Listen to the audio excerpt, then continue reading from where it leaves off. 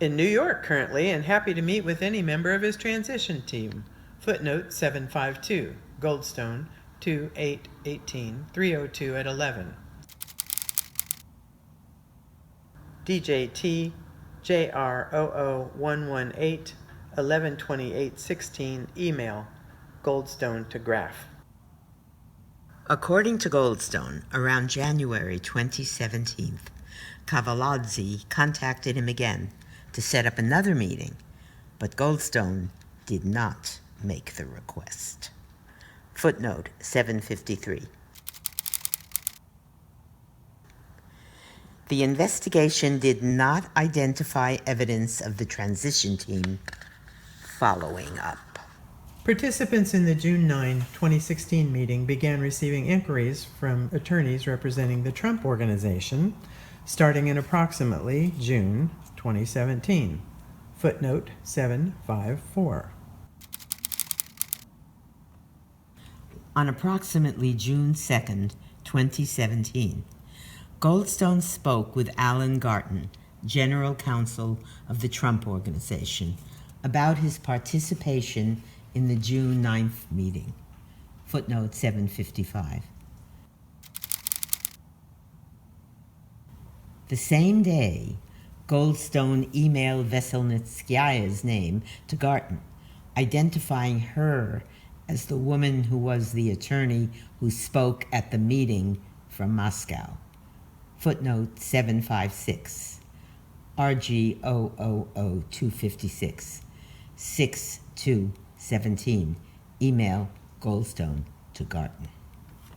Later in June 2017, Goldstone participated in a lengthier call with Garten and Alan Futerfas, outside counsel for the Trump Organization and subsequently personal counsel for Trump Jr. Footnote 757. On June 27, 2017, Goldstone emailed Amin Agalarov with the subject Trump attorneys and stated that he was interviewed by attorneys about the June 9th meeting who were concerned because it links Don Jr. to officials from Russia, which he has always denied meeting. Footnote 758, RG 000092, 6/27/17, email Goldstone to E. Agalarov. Goldstone stressed that he did say at the time this was an awful idea and a terrible meeting. Footnote 759, RG 000092, 6/27/17, email Goldstone to E. Agalarov. Amin Agalarov sent a screenshot of the message to Cavallazzi. Footnote 760, OSC KAV 01190, 6/27/17. Text message E. Agalarov to Cavallazzi. The June 9 meeting became public in July 2017. In a July 9, 2017 text message to Amin Agalarov, Goldstone wrote, "I made sure I kept you and your father out of this story." Footnote 761, RG 000286-87, 7/9/17 text messages, E. Agalarov and Goldstone. And, if contacted, I can do a dance and keep you out of it. Footnote 762. Goldstone added, FBI now investigating, and I hope this favor was worth for your dad. It could blow up. Footnote 763.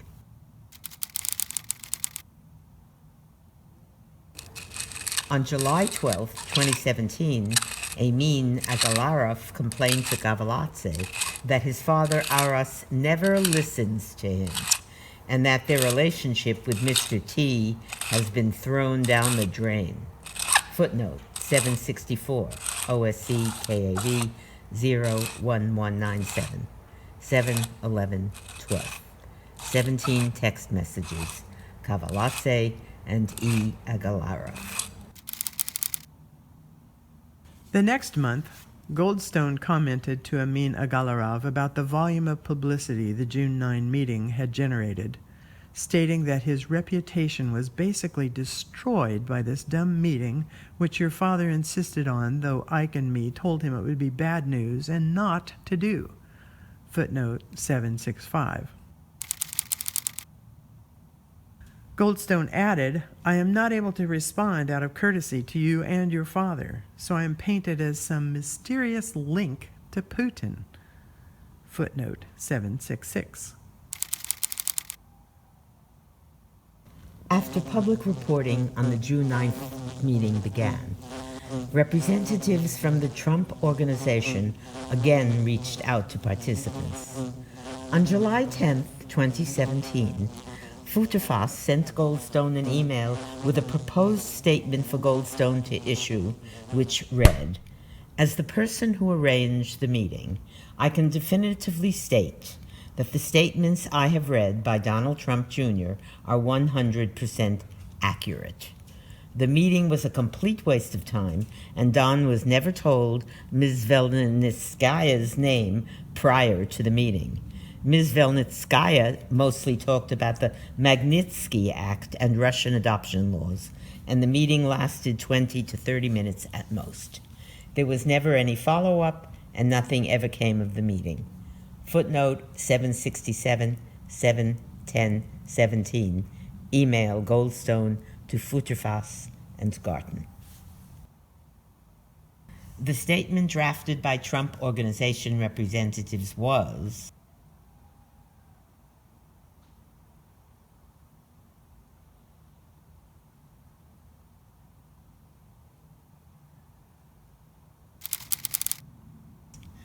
footnote 768.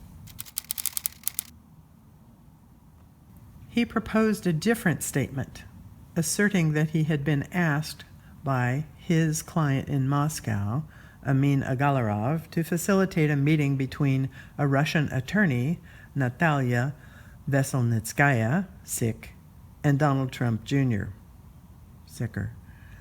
The lawyer had apparently stated that she had some information regarding funding to the DNC from Russia, which she believed Mr. Trump Jr. might find interesting. Footnote 769, 71017, email Goldstone to Futerfas and Garten. Goldstone never released either statement. Footnote 770. On the Russian end, there were also communications about what participants should say about the June 9th meeting. Specifically, the organization that hired Samochornov, an anti-Magnitsky Act group controlled by Veselnitskaya and the owner of Prevezon, offered to pay $90,000 of Samochornov's legal fees. Footnote 771, Samochornov 713-17, 302 at 1. At Veselnitskaya's request, the organization sent Samochornov a transcript of a Veselnitskaya press interview, and Samochornov understood that the organization would pay his legal fees only if he made statements consistent with Veselnitskaya's. Footnote 772. Samochornov 713, 17, 302 at 1. Samochornov declined, telling the office that he did not want to perjure himself. Footnote 773. Samochornov 713, 17, 302 at 1. The individual who conveyed Velnitskaya's request to Samochornov stated that he did not expressly condition payment on following Velnitskaya's answers, but in hindsight recognized that by sending the transcript, Samochornov could have interpreted the offer of assistance to be conditioned on his not contradicting Veselnitskaya's account. Footnote 774. Volume 2, Section 2G. Infra discusses interactions between President Trump Trump Jr., and others in June and July 2017 regarding the June 9th meeting. Number 6. Events at the Republican National Convention. Trump campaign officials met with Russian Ambassador Sergei Kislyak during the week of the Republican National Convention. The evidence indicates that those interactions were brief and non-substantive. During platform committee meetings immediately before the convention, J.D. Gordon, a senior campaign advisor on policy and national security, diluted a proposed amendment to the Republican Party platform expressing support for providing lethal assistance to Ukraine in response to Russian aggression. Gordon requested that platform committee personnel revise the proposed amendment to state only appropriate assistance be provided to Ukraine. The original sponsor of the lethal assistance amendment stated that Gordon told her, the sponsor, that he was on the phone with candidate Trump in connection with his request to dilute the language. Gordon denied making that statement to the sponsor, although he acknowledged it was possible he mentioned having previously spoken to the candidate about the subject matter. The investigation did not establish that Gordon spoke to or was directed by the candidate to make that proposal. Gordon said that he sought the change because he believed the proposed language was inconsistent with Trump's position on Ukraine. A. Ambassador Kislyak's encounters with Senator Sessions and J.D. Gordon the week of the RNC. In July 2016, Senator Sessions and Gordon spoke at the Global Partners in Diplomacy event, a conference co-sponsored by the State Department and the Heritage Foundation held in Cleveland, Ohio, the same week as the Republican National Convention. RNC or Convention. Footnote 775. Gordon, 8/29/17, 302 at 9. Sessions, 1/17/18, 302 at 22. We now know more about why Jeff Sessions and a Russian ambassador crossed paths at the Republican Convention. Alan Smith, Business Insider, March 2nd, 2017. Approximately 80 foreign ambassadors to the United States, including Kislyak, were invited to the conference, 776. Gordon, 8/29/17, 302 at 9. Laura DeMarco, Global Cleveland and Senator Bob Corker welcome International Republican National Convention guests. Cleveland Plain Dealer, July 20th, 2016. On July 20th, 2016, Gordon and Sessions delivered their speeches at the conference. Footnote 777. Gordon, 8/29/17, 302 at 9.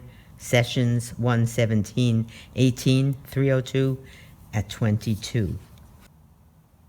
In his speech, Gordon stated in pertinent part that the United States should have better relations with